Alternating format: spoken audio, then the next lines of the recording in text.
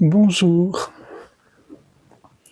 Aujourd'hui, je vais lire des extraits d'un tout nouveau livre de Gilles Farcet qui vient de paraître aux éditions du Relier, Poche. Je ne sais pas si j'ai déjà lu des extraits de Gilles Farcet, que je connais pourtant depuis très longtemps, en tout cas depuis L'homme se lève à l'ouest, au début des années 90, je crois.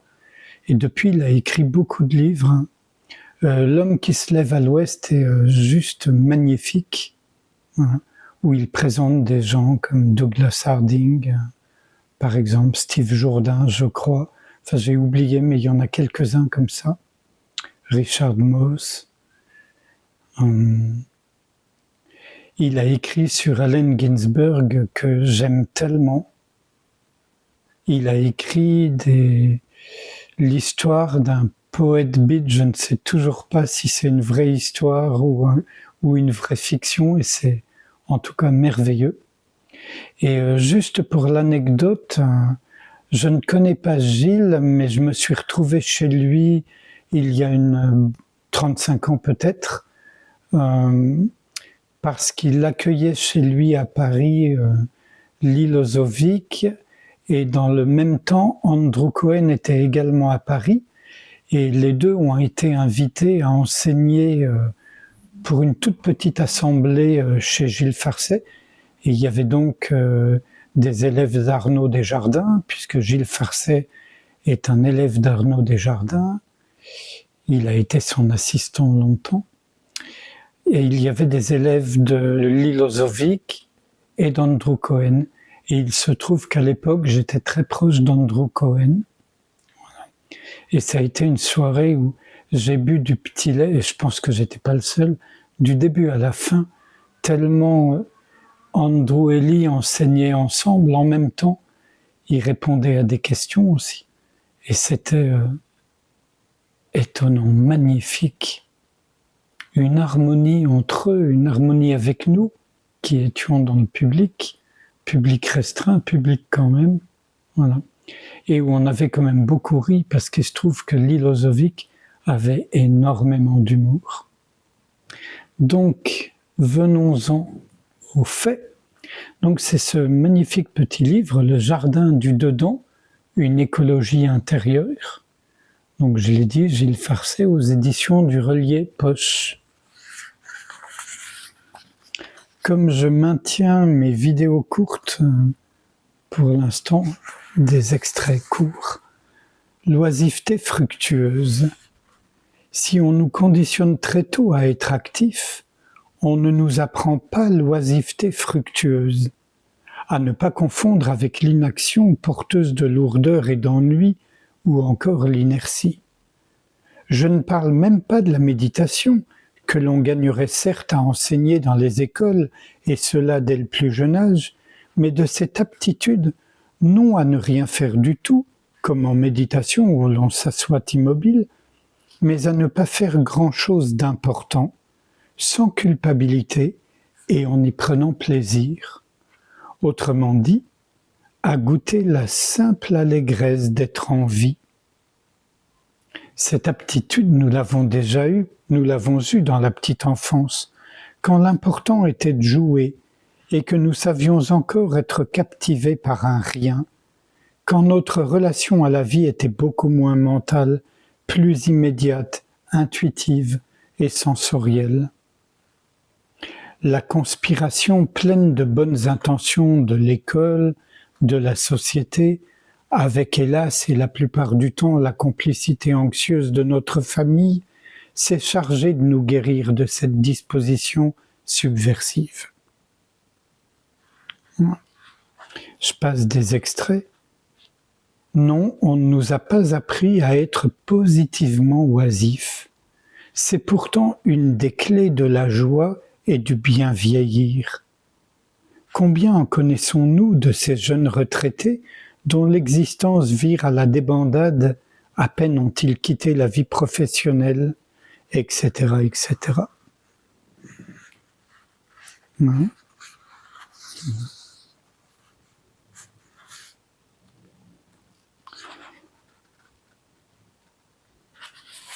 L'oisiveté fructueuse, c'est cet état dans lequel, alors que je ne fais rien d'important, je me sens pourtant si vivant, si accompli, tellement en lien avec moi-même et le tout.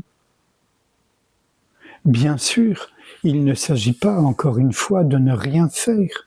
Tant que je ne suis pas malade et contraint au lit, ma nature en tant qu'être humain est bien d'être actif. Mais ne puis-je l'être doucement, sans y mettre un enjeu particulier, sinon celui de la vie?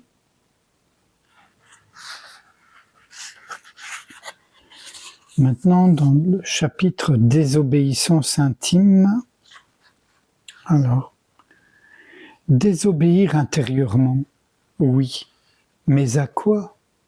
À l'ensemble, et ce n'est pas rien, à l'ensemble de nos conditionnements, préjugés, présupposés, opinions toutes faites, en bref à tout ce qui en nous-mêmes relève de l'aliénation, laquelle se traduit nécessairement ensuite dans nos comportements. Oui, désobéir à tout ça.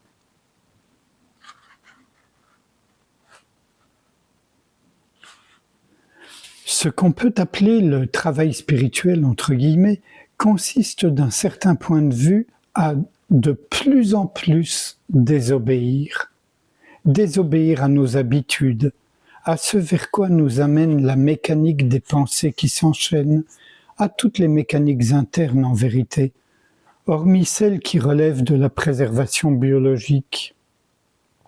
La mécanique des jugements et donc des exclusions, la mécanique des réactions commises sous le coup de l'émotion, la mécanique de l'obsession de la sécurité et du confort. Cette désobéissance est sans doute la plus difficile, la plus exigeante, et aussi en fin de compte et à long terme, la plus puissante. C'est le véritable sens, hélas largement oublié, de la guerre sainte contre soi-même, du djihad, il faut appeler les choses par leur nom.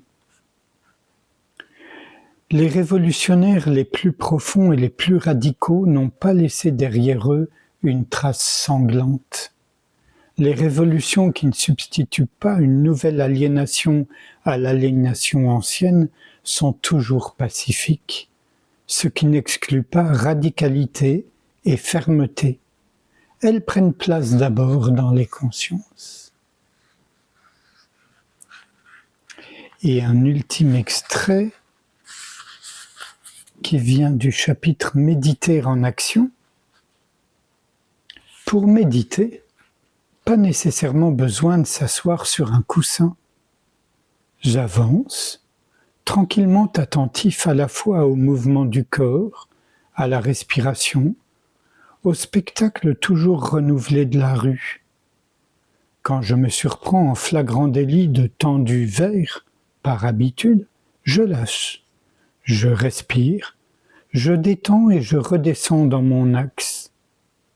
Des tas de pensées me viennent sans me demander mon avis.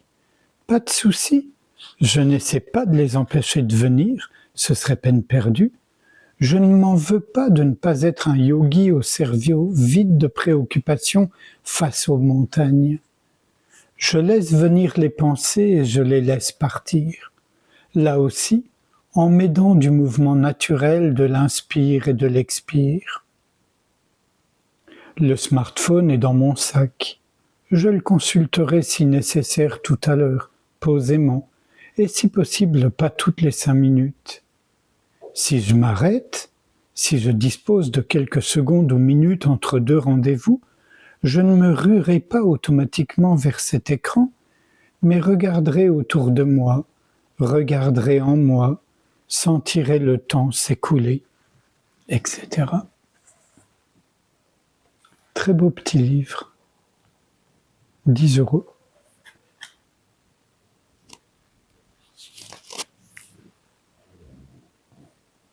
Sans réfléchir à ce qui vient d'être lu, même s'il peut y avoir des échos, je vous propose qu'on passe un instant ensemble en silence, sans rien chercher, sans rien rejeter, sans rien tenter de modifier, simplement à l'écoute, non impliquée.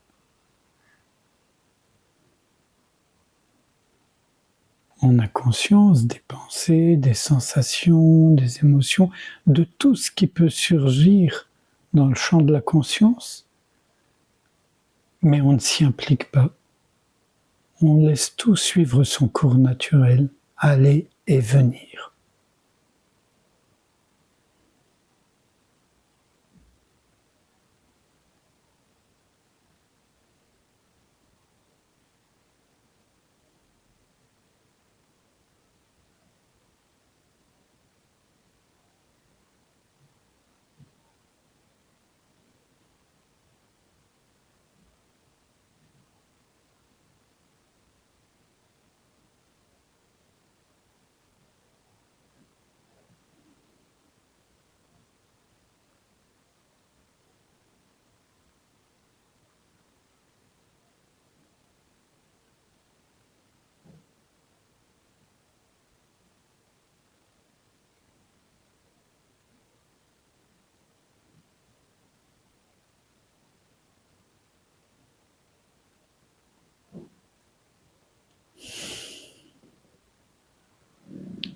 Je vous remercie.